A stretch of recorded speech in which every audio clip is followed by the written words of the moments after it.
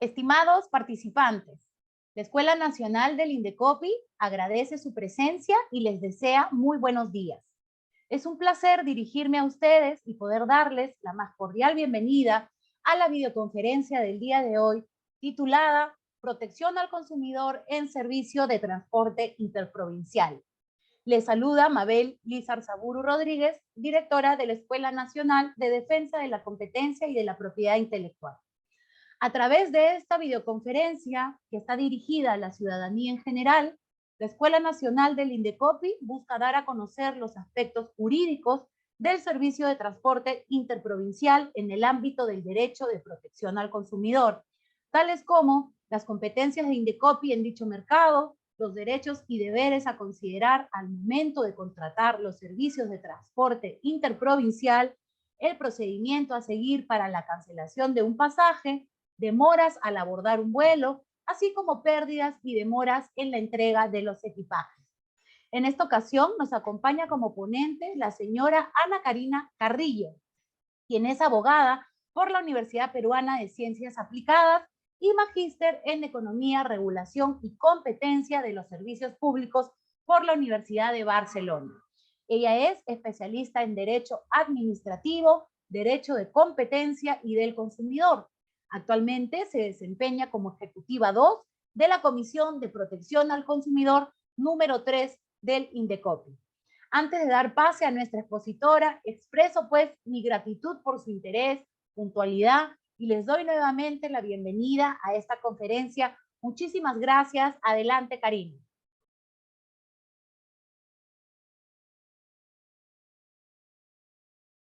Muchas gracias, Mabel, por el pase. Buenos días a todos. Muchas gracias por su asistencia también el día de hoy. Voy a proceder a compartir las diapositivas. Un momento, por favor.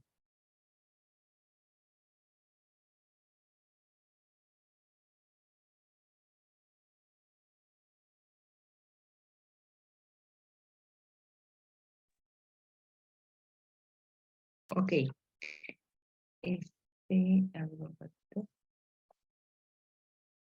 Ok, como bien señaló Mabel, el día de hoy vamos a hablar sobre la protección al consumidor en servicios de transporte interprovincial. Ante todo, reiterarles el agradecimiento por la participación y el interés que han tenido en este tema. Señalarles también que cualquier pregunta la pueden realizar por el chat y la iremos respondiendo a medida que vayamos cerrando los temas de la exposición. Más que todo, también reiterarles que los comentarios que hoy se vayan a exponer en la presentación reflejan mi propio punto de vista y necesariamente no reflejan la opinión de la institución o de cualquier comisión u otra, sino mi punto personal. Básicamente, la estructura de la presentación del día de hoy va a estar referida al servicio de transporte interprovincial. Vamos a hablar primero de las generalidades para recordar y, bueno, las personas que sea la primera vez también que están viendo estos temas, podamos familiarizarnos con las nociones básicas del derecho de protección al consumidor, qué cosa es una relación de consumo, cuáles son las expectativas de un consumidor, cuáles son las partes también de una relación de consumo. Así también vamos a poder ver cuáles son las competencias del Indecopi y cuáles son los límites también que tenemos respecto a otras instituciones. También vamos a poder conocer cuáles son las infracciones a las normas de protección al consumidor que se puedan presentar durante la prestación de este tipo de servicio de transporte interprovincial. Principalmente también vamos a tocar el tema del deber de idoneidad en la prestación de servicios de transporte interprovincial y vamos a hablar finalmente de la responsabilidad en el servicio de este tipo de transporte de pasajeros y también casuística relevante sobre el tema. Entonces, respecto al tema de generalidades, podemos empezar señalando que el servicio de transporte interprovincial se constituye una actividad comercial dedicada en forma profesional y habitual a prestar servicios principales o complementarios relacionados con el traslado de persona, así como sus equipajes o cargas, es de un punto a otro.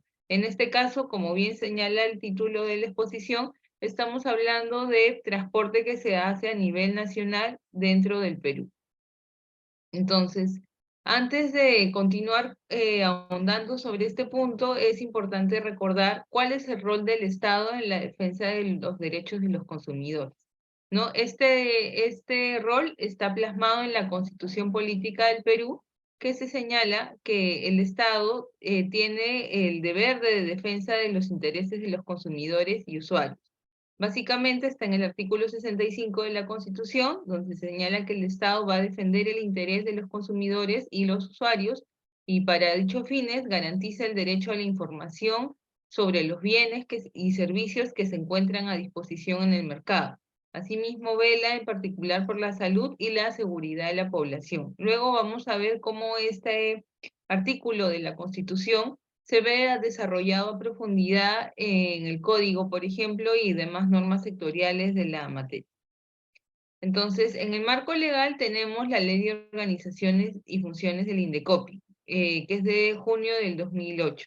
En este decreto legislativo se señala que como dentro de las funciones del INDECOPI, que es un organismo autónomo, se encarga de proteger los derechos de los consumidores y va a vigilar la información la información que se brinda en los mercados sea correcta, para que así pueda asegurarse la idoneidad de los bienes y servicios en función a la información que se brinda y evitando la discriminación en las relaciones de consumo.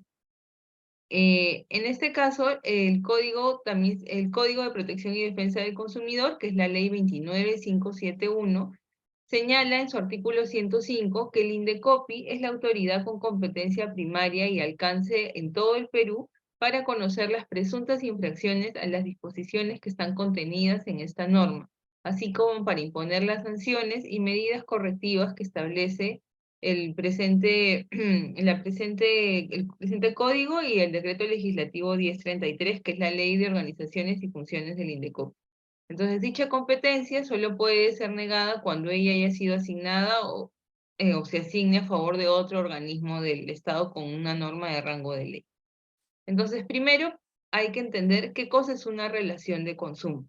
Para que exista una relación de consumo, se va a necesitar un consumidor que va a brindar una contraprestación económica a cambio de los bienes y servicios que son brindados por un proveedor. Entonces tenemos un consumidor, un proveedor, y el intercambio de estos va a ser los bienes y servicios a favor del consumidor y la contraprestación económica a favor del proveedor.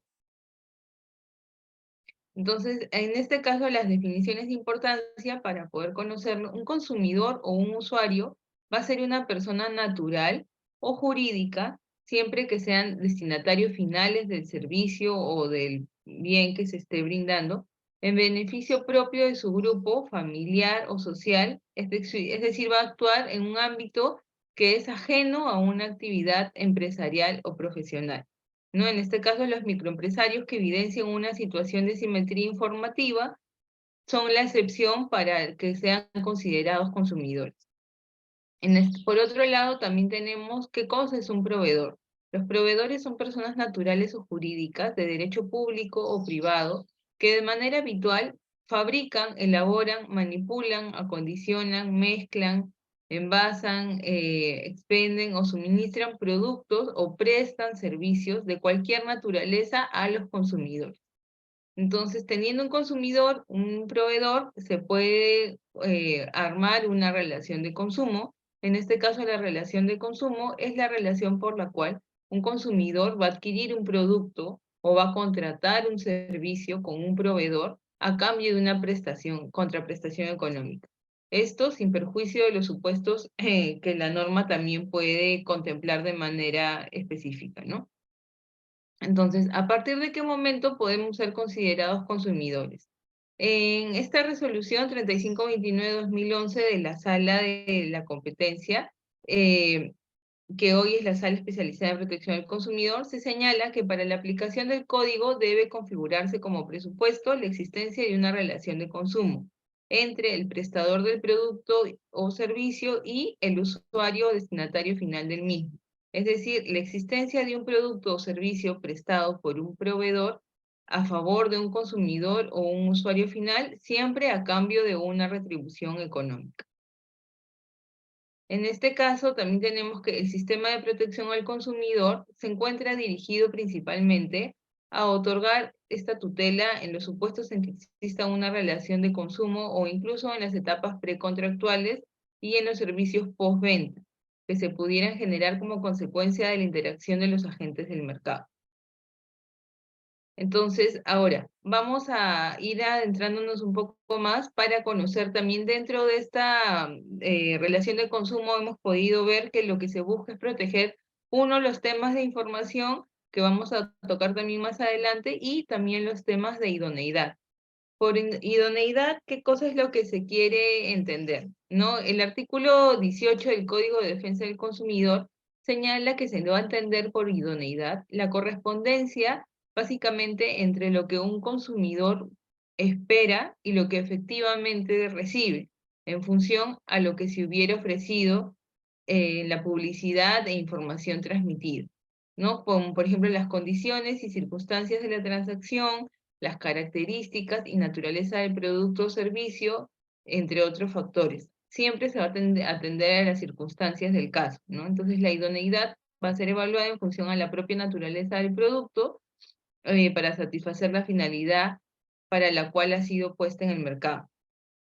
Por ejemplo, aquí es una clara situación de lo que, cuando uno puede determinar qué establecer como idoneidad.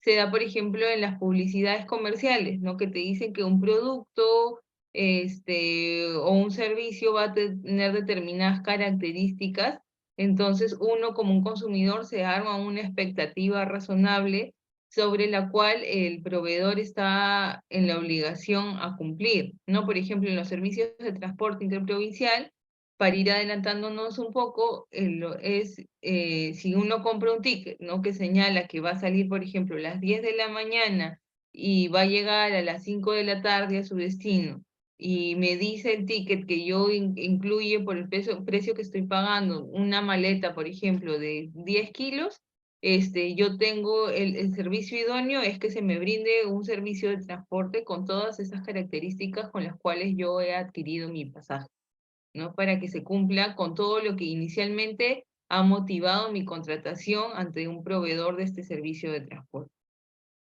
Entonces, tenemos un poco para ya ir resumiendo que la idoneidad está referida, por ejemplo, a lo informado en la publicidad, a lo ofrecido también por el proveedor, a lo referido al tema del precio, también a las condiciones que se vayan a dar del producto y a la naturaleza también del servicio, perdón, que en este caso se está dando, ¿no? Entonces, en este caso es un balance entre lo que el consumidor espera y lo que el consumidor recibe. En este caso, vamos a hablar también más adelante que esto que el consumidor recibe también está rodeado de lo que son garantías, que son tanto legales, que son las establecidas por las propias normas, las explícitas, que son las que las señaladas por el proveedor, y las implícitas, que también pueden llamarse de alguna manera las adicionales a las que el servicio, dependiendo de las circunstancias, pueda tener presente. Entonces, idoneidad e información son dos caras de una misma moneda.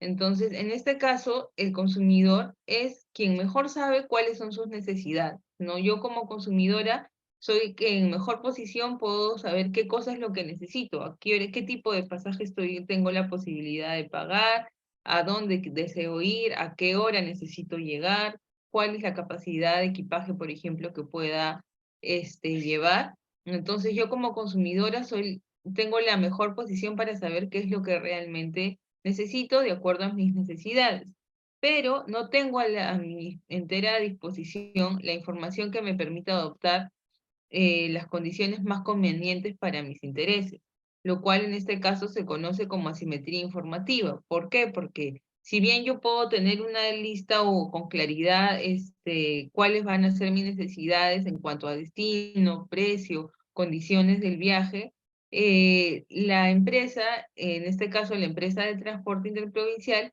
es la que a veces conoce mejor, por ejemplo, por su expertise, las rutas, cuánto tiempo demoran, por el volumen de pasajeros que está llevando, cuál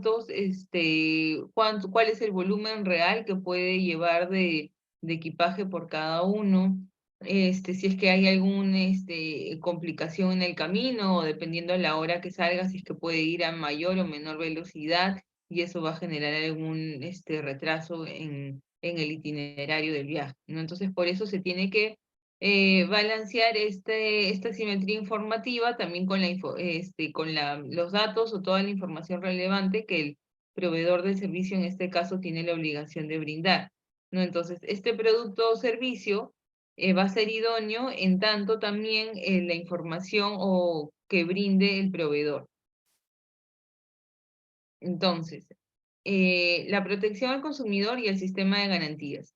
Como habíamos hablado hace un momento, también en este caso, tanto los productos como servicios tienen un sistema de garantías que los proveedores deben de respetar. Primero están las garantías legales, que son las garantías que están establecidas en el sistema legal en el conjunto, son las condiciones mínimas y básicas que se tienen que brindar del servicio. No sé, por ejemplo,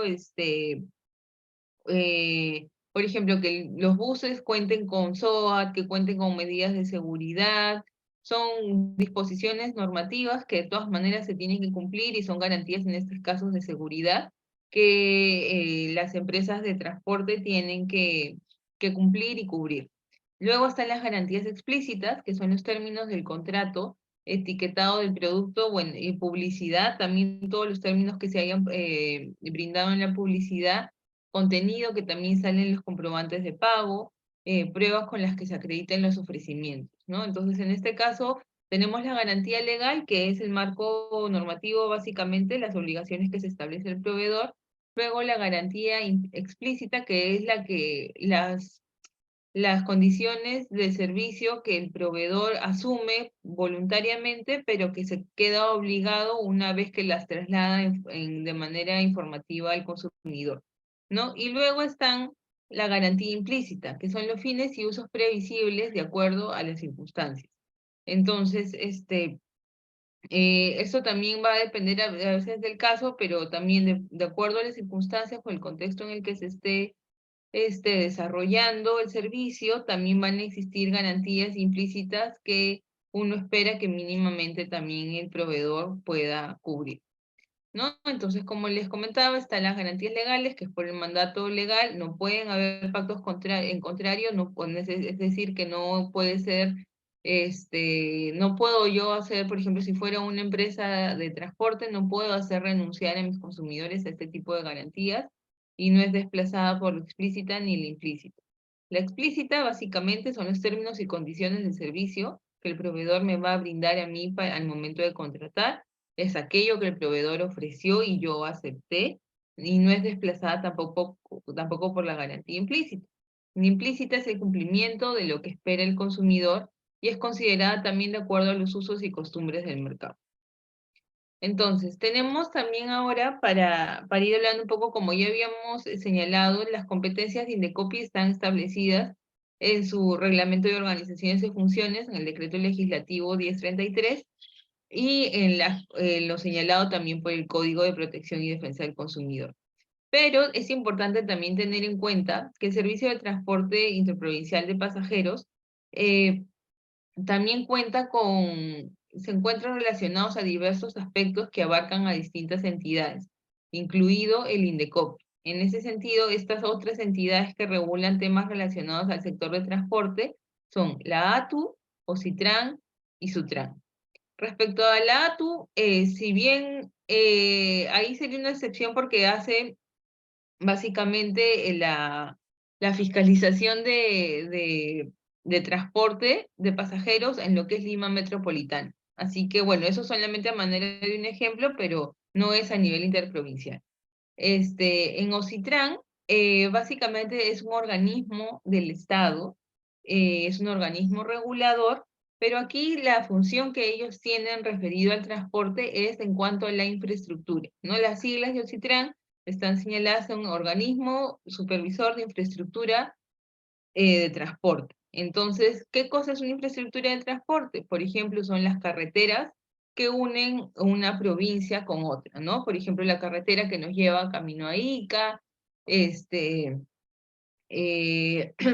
las carreteras también al norte del país, todas estas carreteras que son eh, interprovinciales van a ser fiscalizadas por OCITRAN en la medida que a través de OCITRAN es que se ceden en concesión a organizaciones privadas la administración de estas infraestructuras para que ellos se encarguen del mantenimiento y explotación de estas carreteras. En este caso, Citran se encarga de lo que son carreteras, se encarga también de ver vías férreas, se encarga también de administrar los aeropuertos a nivel nacional y también de los puertos, ¿no? Para el transporte fluvial. Y por otro lado está Sutran, que Sutran lo que se encarga es de ver se encarga del control y fiscalización de alguna manera de lo que son el transporte de mercancías y personas, ¿no? A veces ellos dictan normativa sectorial de manera más específica para las empresas de transporte, como por ejemplo autorizaciones para la circulación de los vehículos interprovinciales, también hacen inspecciones de las cargas y traslado de las mercancías, tanto en servicios interprovinciales de pasajeros como de encomiendas. Y si bien hay normas específicas que están bajo la competencia de Sutran, en estos casos Indecopi también puede incidir o puede entrar en la medida que podríamos entrar a verificar el cumplimiento de esta normativa ya en cada caso en particular, ¿no? Viendo que, por ejemplo, no sé, las unidades de transporte interprovincial, ya sea, llámese como empresas de transporte como por ejemplo SIVA, Cruz del Sur, si bien están autorizadas para su circulación por la Sutran, por ejemplo, para el transporte de mercancías y pasajeros, Indecopi puede entrar al momento de ver, por ejemplo, la idoneidad del servicio, es que cuenten con estas autorizaciones, ¿no? Si bien nosotros no nos encargamos de ver si la autorización está bien o está mal, por ponerlo en un ejemplo sencillo, sí podríamos ver como parte del servicio idóneo que cuente con este tipo de autorizaciones, porque significa que es un servicio que se brinda con seguridad, ¿no? Por ejemplo. Entonces, ¿cuáles son las expectativas del consumidor de servicio de transporte de pasajeros a nivel interprovincial? ¿No? Un consumidor de servicios de transporte de pasajeros promedio espera recibir un servicio con las siguientes características. Hablábamos primero de la puntualidad, es decir, que se respete el itinerario con el cual nosotros hemos adquirido el pasaje, en el cual vemos que nos va a ser útil el horario tanto de llegada como de retorno, ¿no? Entonces, que se respete esto para que no se afecte los intereses también que han motivado la contratación del servicio por parte de los consumidores. Luego también la seguridad, ¿no? Todos nosotros como consumidores esperamos que mínimamente estemos transportándonos a nosotros o a la carga que podamos también trasladar, un servicio que me brinde las condiciones mínimas de seguridad. Es decir, que, por ejemplo, ¿no? Un bus que pueda tener asientos con cinturón de seguridad, que el conductor esté en buen estado para manejar, que el bus haya pasado también un servicio técnico, que también hayan, no sé, un kit de emergencia, que también los buses estén señalizados, ¿no? Igual, por ejemplo, en los casos de transporte aéreo, en el avión también, o en incluso que haya la señalización correspondiente, que haya un protocolo también en caso de alguna emergencia o contingencia en los vuelos, ¿no? También, por ejemplo, referido al buen servicio, es que, por ejemplo, no sé, yo compré un boleto de avión o terrestre, transporte terrestre que me ofrecían desayuno, o alguna comida durante el pasaje, ¿no? Durante el transcurso de mi viaje, perdón. Entonces, en este caso, yo también sería una expectativa razonable de un consumidor que durante el traslado me sirvan comida, por ejemplo, en buen estado, que mi equipaje que estoy llevando sea manipulado de manera correcta y que llegue completo y que no se pierda. Entonces eso también está relacionado al buen servicio, ¿no? También que las aeromosas, o en este caso las termomosas, me traten con igualdad con los demás pasajeros, es decir, que no haya ningún tema de discriminación o diferenciación injustificada por parte de los proveedores de servicio. Así también tenemos que como consumidor promedio yo espero recibir información adecuada y veraz.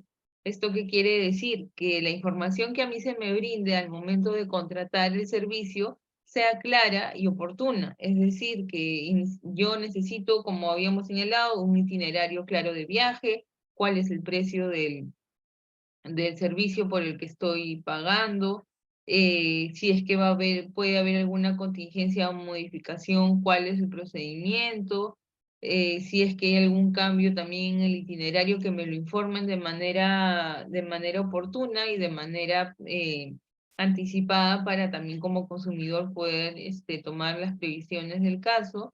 Y cualquier información también relevante, tener la certeza que se me está brindando durante la relación de consumo, ¿no? También respecto al cumplimiento de las condiciones informadas y de la oferta efectuada. Eso también quiere estar relacionado que al momento de contratar, a veces, por ejemplo, ¿no? Se da que me pueden dar alguna oferta adicional respecto al precio de mi pasaje o respecto a la capacidad de carga que puedo yo trasladar al momento de realizar mi viaje, que todas estas condiciones que se me estén informando, se me estén brindando, también se cumplan en el trayecto de la relación de consumo, ¿no? Y que incluso una vez llegada yo a mi punto de destino, no es que a veces simplemente se termina ahí, sino que, por ejemplo, ahí se terminaría también cuando me otorguen me devuelvan mi equipaje que ha podido, por ejemplo, ser llevada a la bodega de un avión o a la cabina del bus, que esté en buen estado, que esté completo, que no haya ninguna contingencia, ¿no? Entonces, básicamente son los servicios, y las condiciones de servicio mínimas o promedio que un proveedor, un consumidor esperaría recibir de este tipo de servicios, ¿no? Entonces, en función a esto, también podemos tener en cuenta cuáles son las afectaciones que pueden desprenderse de la prestación del servicio de transporte de pasajeros. En este caso, por ejemplo, ¿qué puede suceder? ¿No? Puede haber cancelaciones de las salidas, se suspende el viaje. En este caso hemos visto tanto como en viajes terrestres como en viajes aéreos. Por ejemplo, hace unos meses, a raíz de las protestas que hubieron en varias partes del país, como por disturbios, por ejemplo, en el aeropuerto o en terminales terrestres, por sus temas de seguridad, estos itinerarios de viaje tuvieron que ser modificados o cancelados en algunos casos, ¿no?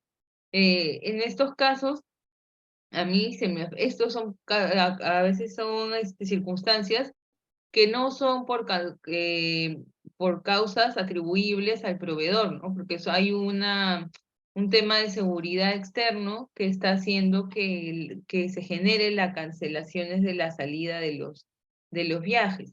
Pero puede haber, por ejemplo, que el bus que iba a salir hoy día a las 5 de la tarde, termina cancelando su salida porque hubo un desperfecto o el chofer que iba a estar a cargo de este traslado, no sé, se enfermó y ya no pudo hacer el viaje por ejemplo, la compañía de transportes ya no tiene un conductor de reemplazo que pueda suplir, ¿no? Entonces, en este caso, serían atribuibles al, al proveedor, el consumidor también tiene todo el derecho a poder presentar su reclamo o a que se le reprograme su salida o en todo caso pedir la devolución de su boleto, del valor de su boleto de viaje, ¿no? Entonces también tenemos las reprogramaciones de salida, ¿no? Las reprogramaciones de salida es como, por ejemplo, yo tenía previsto en el mismo ejemplo salir hoy a las 5 de la tarde y se me señala que se va a salir mañana a las 10 de la mañana.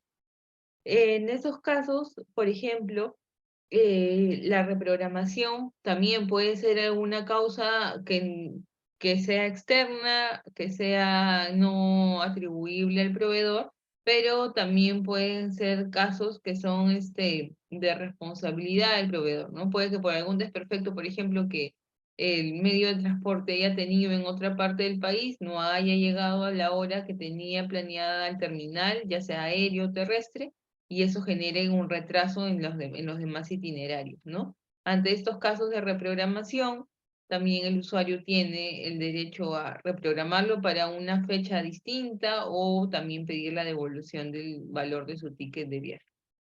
Entonces, también tenemos como afectación retrasos en la salida.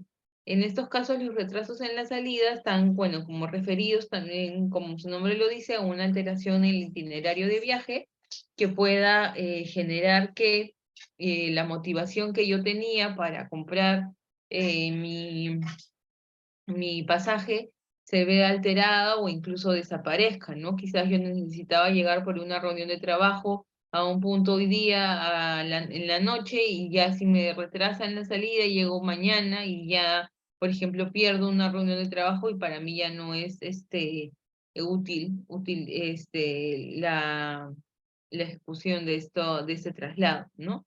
Igual están las interrupciones durante el viaje, es decir, también en el camino puede haber algún impasse, ya sea responsabilidad de la empresa o por un factor tercero, que haga que, por ejemplo, un bus pueda estar detenido más de lo habitual en una carretera. También a salidas anticipadas que pueda generar que si se cambia el itinerario, por ejemplo, y no se le comunica de manera correcta al usuario, al consumidor, pueda pueda perder el viaje adquirido, ¿no? Igual también está el concepto de overbooking, que es lo referido a la sobreventa de pasajes, ¿no? Que cuando se sobrevende y se presentan todos se presentan todos los consumidores que estaban contratando el servicio, va a haber de todas maneras una demanda que va a exceder la capacidad del viaje, ¿no?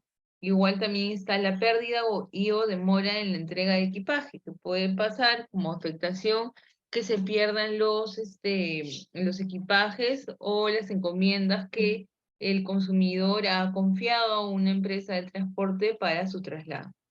Y también tenemos las afectaciones a la seguridad durante el viaje, que pueden ser, por ejemplo, robos, hurtos. A veces, por ejemplo, donde más se suele presentar este tema son en los viajes en carretera, ¿no? Que pueden detener el bus o puede haber algún tipo de acto de vandalismo también que pueda afectar a los consumidores. En este caso tenemos que las infracciones de las normas de protección al consumidor que se pueden presentar en la prestación en el servicio de transporte están referidos, como habíamos hablado hace un momento, también a que nos tienen que brindar información relevante. ¿Y qué es la información relevante? Para eso el código nos apoya definiéndolo en su artículo 2 como que el proveedor tiene la obligación de ofrecer al consumidor toda la información que resulte relevante para tomar una decisión o realizar una elección adecuada de consumo, tanto para efectuar un uso o consumo adecuado de los productos o servicios. Es decir, como hemos venido repitiendo a lo largo de la charla, que toda la información que yo necesite para tomar una decisión va a ser brindada por el proveedor. Y es importante este tipo de información que me dé, porque en base a eso yo voy a ver cubierta mis necesidades y en base a eso también voy a tomar una decisión. Ahora, la información que me brindan tiene que ser de manera veraz, es decir, tiene que ser cierta, tiene que ser tal cual como se pretende brindarle el servicio. Tiene que ser suficiente en el sentido de que tiene que estar completa y tiene que ser detallada para fin de que le sea útil al consumidor. También tiene que ser de fácil comprensión, es decir, evitando que se pueda prestar a confusiones o a términos muy complejos para que el consumidor pueda entender y pueda realizar una elección de manera sencilla.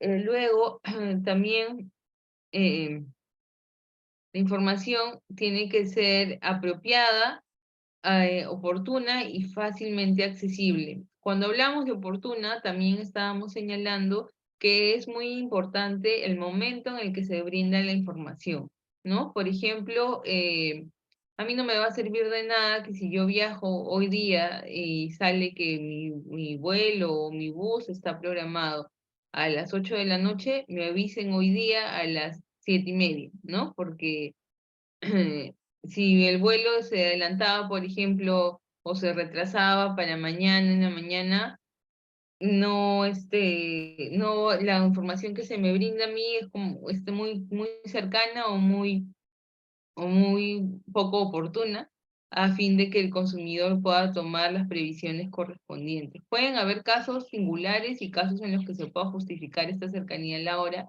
pero por ejemplo, ¿no? Si mi vuelo había sido adelantado de las 8 de la noche a las 5 de la tarde, sí no me va a servir a mí de nada que me lo informen a las 7 de la noche, ¿no? Cuando el vuelo que tenía que tomar ya ha partido y obviamente ya se ha perdido.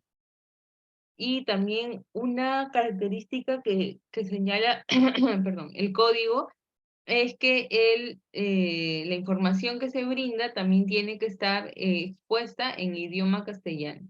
Si bien en algunos puntos o del interior del país, por la cantidad de turistas o afluente de gente extranjera, las instrucciones de las empresas puede estar también, por ejemplo, en el idioma inglés. Esto no los exime a que de todas maneras la información siempre también tiene que ser brindada en idioma castellano, ¿no? Eso también por una disposición normativa. Otro tema que también veíamos era la idoneidad, que ya básicamente habíamos señalado que la idoneidad era lo que se entiende como la correspondencia entre lo que el consumidor espera y lo que efectivamente recibe, ¿no? En función a lo que se le ha ofrecido, en las circunstancias, a la publicidad, a la naturaleza del producto o el servicio, entre otros factores. Siempre atendiendo a las circunstancias del caso. Y por otro lado, también tenemos la obligación de los proveedores.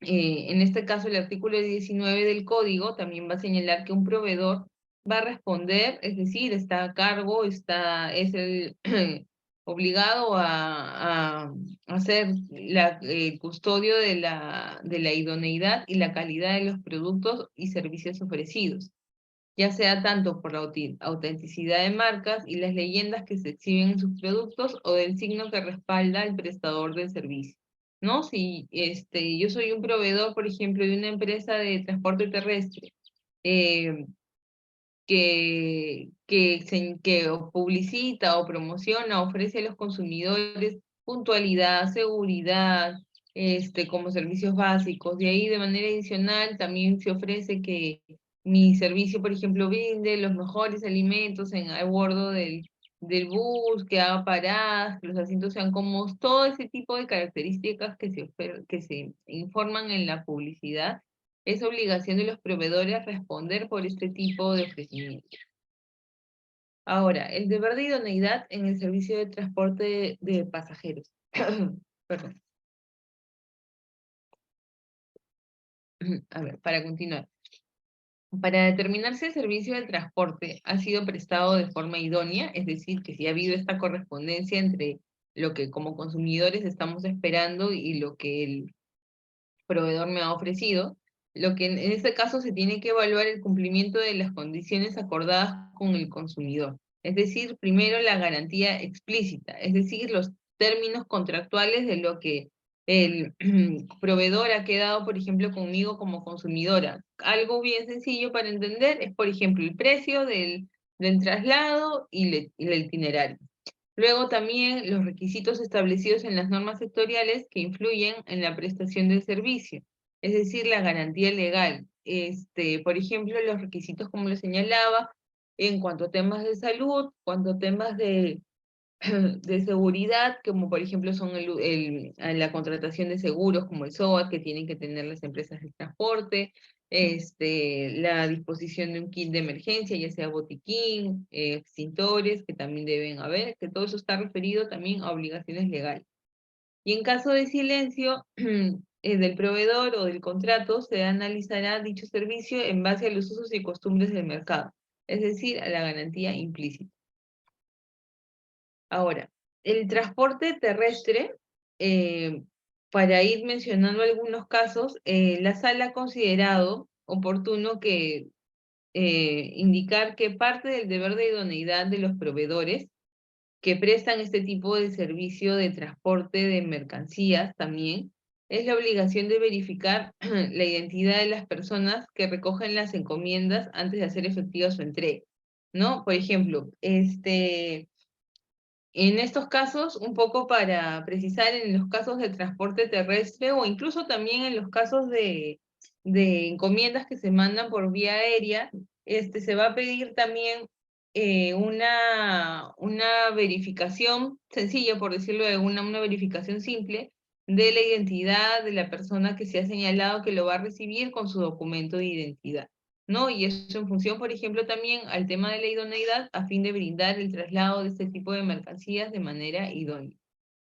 ¿no? Entonces, también tenemos el sistema de transporte que está relacionado al sistema de consumidor en el Perú. En este caso, el código va a señalar en su artículo 4 que la persona natural o jurídica que adquiere, utiliza o disfruta como destinatario final productos o servicios materiales o inmateriales en beneficio propio o de su grupo familiar o social, va a ser considerado como un consumidor, como lo habíamos venido señalando desde el inicio, ¿no? En principio, las personas jurídicas no son consideradas consumidores, salvo una excepción que es la de los microempresarios que evidencien que efectivamente están en una situación de asimetría informativa. Por ejemplo, ¿no? Una empresa grande, transnacional, que se encarga de enviar encomiendas de una provincia a otra, no va a ser considerado consumidor porque se entiende que por el expertise que tiene o la habitualidad que tiene en este tipo de servicios, no existe esta simetría informativa. Distinto es, por ejemplo, un pequeño microempresario que esté iniciando un negocio hace unos años y quiera mandar, por ejemplo, mercadería a otra empresa o a una sucursal que pueda tener para temas propios a otra parte del país. ¿Qué pasa si lo envía, por ejemplo, por alguna empresa de transporte terrestre y esta empresa le pierde las mercancías que está mandando? ¿No? En este caso, este microempresario, por ejemplo, que se dedica a la venta de camisetas de algodón, por ejemplo, su habitualidad no es una empresa de transporte de carga, no tiene esa expertise sobre esa materia y por el volumen también del nivel de su empresa se entiende que esta simetría informativa se mantiene en esta relación de consumo. Entonces, por ende, se le termina considerando como un consumidor, tenemos al proveedor, hay una contraprestación económica y por ende hay una relación de consumo que el código puede amparar. Luego también tenemos que el proveedor, en estos casos, va a ser la persona así natural o jurídica de derecho público o privado que de manera habitual se va a encargar a prestar este tipo de servicios, es decir, este tipo de servicios de transporte, como hemos visto, ya sea de personas o de mercancías. En forma enunciativa y no limitativa se va a considerar como proveedores a los distribuidores, comerciantes, productores o fabricantes, importadores y prestadores. Entonces, en este caso, para ir repasando, la relación de consumo va a ser esta relación entre el consumidor, el proveedor y esta contraprestación económica que hay en el medio a cambio de que se le brinde un servicio o adquiera un producto. Es importante acá señalar también que el código también va a establecer una protección a quienes se encuentren indirectamente expuestos o comprendidos en una relación de consumo o en una etapa preliminar. De igual forma, también cuando hay operaciones a título gratuito cuya finalidad sea fomentar el consumo. Entonces, ahora para hablar un poco de la casuística, también tenemos, por ejemplo, qué pasa con los temas de derecho de endoso o postergación. Como habíamos señalado hace unos momentos respecto a los derechos que tienen los consumidores o las posibles afectaciones que podrían verse comprometidas, tenemos que constituye una infracción al artículo 66.7 del Código, que una empresa pueda establecer como una cláusula que vaya a limitar el derecho de los consumidores de postergar su viaje a una sola ocasión. Esto está contenido en la resolución 325-2020 de la Sala, es decir, que este criterio también ha sido dispuesto por la máxima autoridad en temas de protección al consumidor del INDECOPI.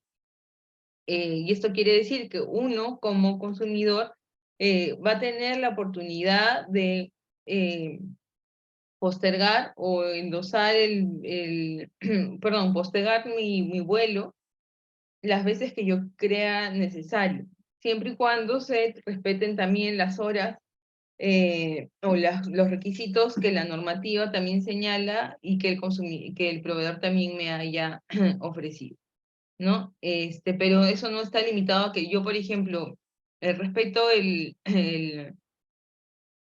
rango de horas de 24 horas mínimas que tengo perdón, 24 horas de antelación yo puedo, por ejemplo, postergar mi vuelo, ¿no? O mi viaje terrestre.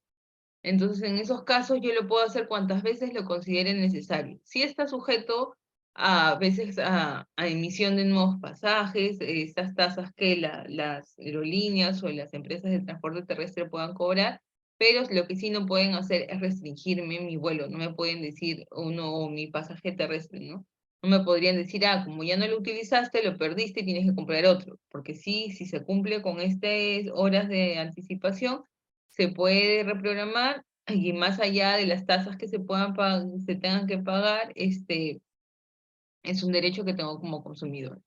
Luego, también se había señalado en un caso que del artículo 66.7 del Código se desprende que si un consumidor ha postergado su pasaje para utilizarlo en una fecha posterior, el proveedor puede cobrarle la diferencia entre el precio del nuevo boleto y el anterior. Es decir, como lo que habíamos señalado hace un momento, si bien como consumidor yo tengo el derecho de poder cambiar el itinerario de mi viaje, también tengo la obligación que de acuerdo a la disponibilidad de pasajes la demanda también que tenga la empresa de transporte con la que estoy contratando, me puedan cobrar una diferencia del valor de mi ticket, ¿no? Luego, también las empresas de transporte no están obligadas a aceptar postergaciones realizadas por debajo del plazo legal de 24 horas, ¿no? La normativa señala que yo para poder postergar mi vuelo, tengo que hacer este cambio mínimo con 24 horas de anticipación. Entonces, si puede, las empresas sí, por propia voluntad, o sea, es decir, en ejercicio de su autonomía contractual, permitir dicha posibilidad, es decir, que en vez que sean 24, me digan ya tú hasta 6 horas puedes venir y cambiar tu itinerario de viaje, ¿no? Pero, pero sí podría hacerlo a título gratuito o que también que se cobre algún tipo de penalidad o comisión por este concepto, pero siempre que sea por el plazo debajo de las 24 horas. Ahora, referido al término de pérdidas de encomienda, se exige al proveedor un mínimo nivel de diligencia, es decir, un consumidor va a tener una expectativa razonable de que los bienes que, que transporta por un servicio de encomiendas van a ser trasladados conforme a lo pactado, ¿no? Sin que estos sean, por ejemplo, robados o sufran daños. Entonces, en este caso, también es esperable que el proveedor, como habíamos señalado antes, también verifique la identidad de las personas que van a recoger los bienes transportados. En este caso, solamente se exige un cotejo simple de los datos consignados con el cargo de la entrega del DNI, ¿no? Por ejemplo, como mi foto, mis nombres, mi firma. No se debe exigir, por ejemplo, un perito que establezca que la firma que está en el DNI sea igual o idéntica a la que está en la hoja, ¿no? Simplemente es un cotejo simple de datos entre la persona que se está acercando a recoger la encomienda y la persona que el otro consumidor ha señalado que le estaba enviando estas mercaderías. Y en un caso también se estableció que se produjo la pérdida de una encomienda, por ejemplo. y ahí se verificó que de manera previa al envío, la consumidora había adquirido una serie de bienes, ¿no? Que en conjunto formaban, por ejemplo, en este caso, un equipo topográfico y que el comprobante de pago de la denunciante declaró que estaba trasladando el mencionado equipo. Es decir, antes, por ejemplo, de subirme al bus, yo señalé, estoy llevando, no sé, ¿no? Algo como parte del equipo topográfico y entre mis pertenencias una cámara de fotos de tanto valor. Entonces yo lo señalo. Entonces, si se pierde en el camino, la empresa también está obligada a reponerme el objeto o el valor del objeto que se ha confiado para su traslado. Entonces, también sobre ello se ordenó la devolución del valor del bien que se había perdido por parte de la empresa responsable. Entonces, estos han sido unos ejemplos de los casos también que podemos encontrar de los derechos o los casos en los que se puede afectar la idoneidad o el derecho de información también en los pasajeros. Cualquier consulta, estoy abierta también a recibirla y ante todo también muchas gracias por su atención.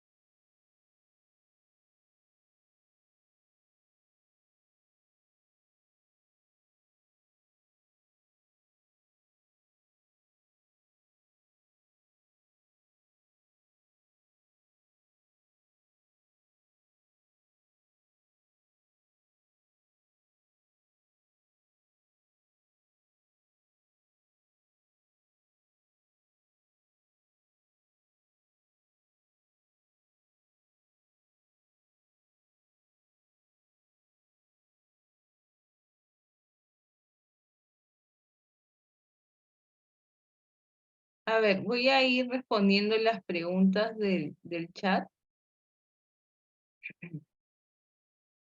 A ver, un momento, por favor.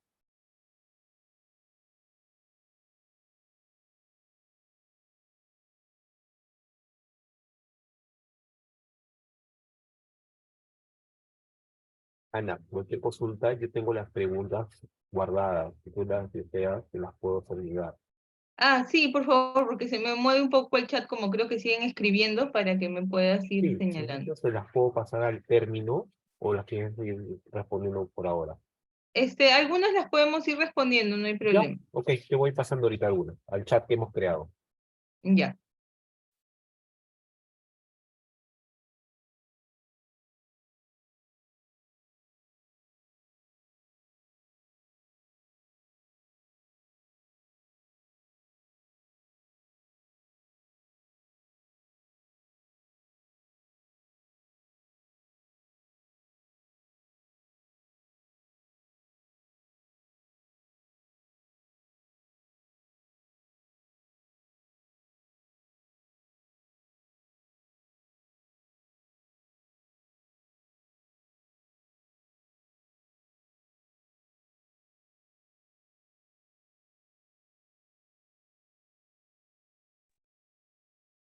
Ok, a ver. En este caso, tengo a ver la primera pregunta. Dice, todas las municipalidades tienen gerencia de transporte. ¿Indecopi no interviene en las municipalidades cuando ponen infracciones de tránsito o no es su competencia? Bueno, en este caso sí, efectivamente, no es competencia de Indecopi revisar o fiscalizar las infracciones de tránsito. Para eso está, en estos casos, bueno, la Policía Nacional del Perú, en algunos casos también está la ATU, que también se encarga de hacer esa fiscalización. Y si bien nosotros lo podemos tener en cuenta en algunos casos como para ver la idoneidad del servicio, a nivel de transporte interprovincial no fiscalizamos ese tipo de sanciones, ¿no? A la pregunta 2 está respecto a la seguridad. Esto incluye la velocidad con la que nos transportan. Por lo general estos buses no ponen límite y van más allá de lo indicado. Igualmente, ¿dónde se pondría una queja al respecto? Claro, efectivamente, como les comentaba, por ejemplo, los límites de velocidad están establecidos por la normativa de tránsito a través del Ministerio de Transportes y Comunicaciones. Pero, o sea, si bien esta normativa es para las empresas de transporte, nosotros sí podemos ver que a fin de que la empresa esté brindando un servicio idóneo, esté cumpliendo con esta velocidad, con estas normativas, ¿no? Es decir, por ejemplo, si en la carretera solamente se puede ir a máximo, por ejemplo, 80 kilómetros por hora, y estoy poniendo a los consumidores en riesgo porque estoy yendo a 100 kilómetros a fin de poder acortar mi itinerario de viaje o para poder cumplir o que los consumidores no se quejen. Un consumidor que está dándose cuenta de esto puede pedir el libro de reclamaciones de la empresa de transportes y presentar su reclamo, ¿no? Directamente a la empresa de transporte. Luego, si se cancela el servicio por un caso fortuito de fuerza mayor, la empresa puede cobrar costos administrativos al momento de efectuar la devolución. No, en estos casos por la devolución no tendría que haber ningún cobro en contra del administrado, ¿no? En todo caso, si por ejemplo, ¿no? Por los temas de pandemia, por ejemplo, muchos viajes se cancelaron, obviamente por la cancelación tal cual no sería una infracción por parte de la empresa de transportes, pero sí se le tiene que dar la facilidad a los consumidores para que estos viajes puedan ser reprogramados más adelante cuando haya la posibilidad, o en caso ya no lo desee o no sea de su utilidad, se pueda devolver el costo de los pasajes. Luego, ¿nos puede sugerir para la lectura jurisprudencia judicial que haya ratificado lo resuelto por la autoridad administrativa en el tema del derecho del consumidor en el transporte interprovincial? Sí, eso sí se los podría mandar. De todas maneras voy a mandar las diapositivas que están también señalando los números de resoluciones de sala, que en varios de esas ocasiones de las resoluciones que he puesto son resoluciones también que se han confirmado a nivel de Poder Judicial. De todas maneras, estas se las voy a estar alcanzando. Y luego también es si la municipalidad clausura en la empresa de transporte, ¿quién es el responsable del desembolso del dinero? En este caso, si bien la empresa puede estar clausurada para brindar servicios, esto no le exime a sus obligaciones de, por ejemplo, realizar el reembolso de dinero a los pasajeros, ¿no? En este caso seguiría siendo la misma empresa de transporte la obligada a devolver a los consumidores el valor de sus boletos de viaje, pero sin perjuicio de que la municipalidad, por algún tipo de infracción que haya detectado, la haya clausurado, ¿no? Entonces, en este caso, esta clausura no los exime de responsabilidad a que no vayan a hacer la devolución correspondiente a los pasajeros del valor de los boletos.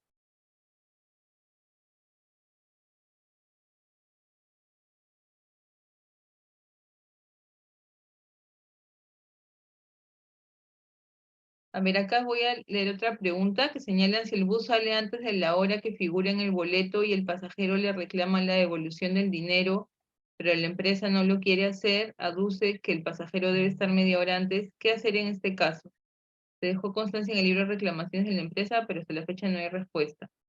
Bueno, en este caso, si se ha estado en la hora de acuerdo al itinerario y la empresa no ha señalado el tema de que hay que estar media hora antes, se podría presentar el reclamo o en todo caso una denuncia, ¿no? Una denuncia a través de Indecopi o un reclamo de manera previa también a través del servicio de atención al ciudadano para que a través del servicio de conciliación de Indecopi se pueda llegar a un acuerdo entre el consumidor y el proveedor del servicio.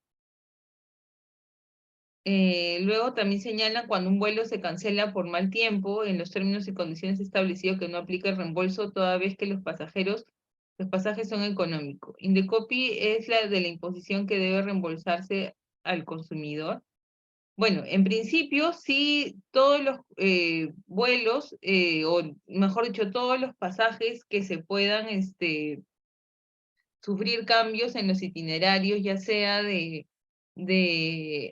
por un caso de fuerza mayor, un caso fortuito, están en la posibilidad de ser evaluados para una devolución o para una reprogramación, ¿no? Entonces, en esos casos, sí el consumidor tiene derecho a que tampoco, o sea, si bien no ha sido culpa de la empresa esta reprogramación, también pueda pedir una devolución. Y como se señalaba anteriormente, esta devolución no está sujeta a gastos administrativos. Lo que podría sí estar sujeto a gastos administrativos y a estos tipos de cobros son las reprogramaciones de vuelos que a veces sí requieren la emisión de un nuevo pasaje, hay una diferencia tarifaria que hay que cubrir, hay nuevos impuestos que pagar, por ejemplo, por el ingreso al aeropuerto. Entonces, todos esos temas a veces sí, bueno, en cuanto al tema de la reprogramación.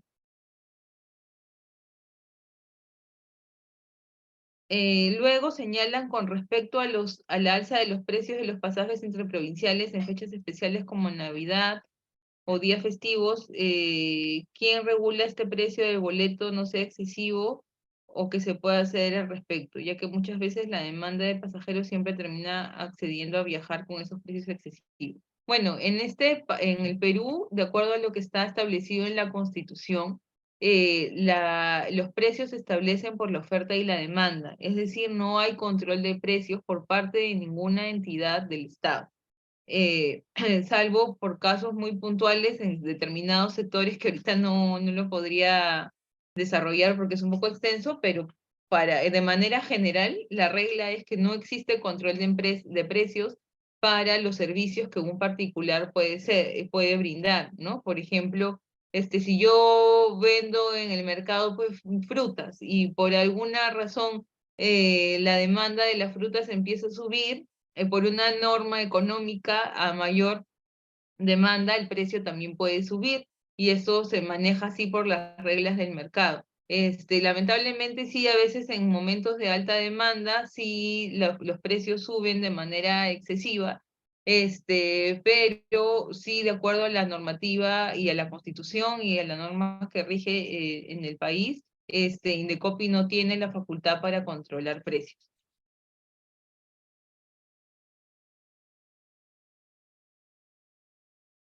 Luego también señalan que el tema del libro de reclamaciones, si señalan que el libro de reclamaciones es virtual y que no tienen el físico, pero no se envían, o sea, está malogrado, ¿dónde acudo? En este caso puede presentar su reclamo también, como lo señalé, por el Servicio de Atención al Ciudadano de Indecopi, señalando que adicional al impasse que haya podido tener por el servicio de transporte, la empresa tampoco le está brindando un libro de reclamaciones, porque el libro de reclamaciones al cual me están derivando tampoco le funciona, ¿no? Porque no llega a ninguna constancia. Una vez que uno presenta un reclamo, ya sea por formato físico, por formato virtual, como consumidores tenemos derecho a acceder a una copia del mismo para poder seguir haciéndole seguimiento y poder tener una constancia de lo que efectivamente hemos querido reclamar. Entonces, en caso también se infrinja esa obligación por parte de los proveedores, tenemos el derecho de presentar un reclamo, en este caso directamente ante Indecopi, contra la empresa que no nos ha dado el servicio. Bueno, estas serían las preguntas. Si es que hay alguna que está quedando pendiente, de todas maneras me comprometo a poder absolverla por interno. Y bueno, por ahora esto sería todo. Muchas gracias a todos por su atención y su participación.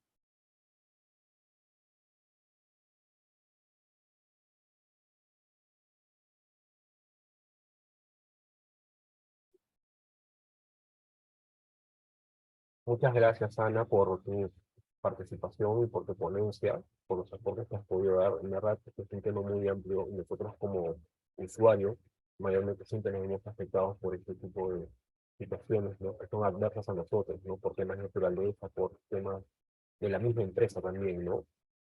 Entonces siempre hay que tener presente estas charlas que normalmente la Escuela de Copy brinda, ¿no? Para tener información un poco más clara y directa sobre todo. A nombre de la Escuela Nacional de Copy te damos las gracias. Igualmente a los participantes, muchísimas gracias por su participación y los invitamos a que puedan entrar a nuestra página web de la escuela, donde puedan enterarse de todas nuestras ofertas académicas o cursos, talleres o videoconferencias que tenemos en el transcurso del mes que viene. por parte de la Escuela Indecopi, muchísimas gracias, Ana. Esperamos tenerte nuevamente en esta o una próxima de conferencia. Muchas gracias a todos también. Gracias a todos, que tengan un buen día. Hasta luego.